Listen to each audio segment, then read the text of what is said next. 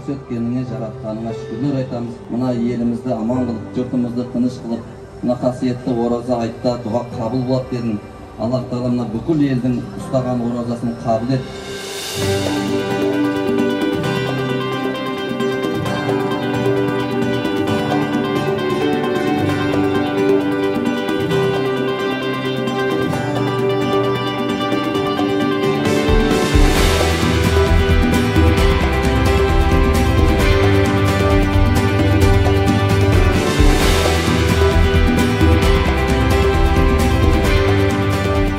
Құдай Тағалам келесі ораза айтқа жақсылықта, тыныштықта жетіп баруымызды нәсіп еткен болсын.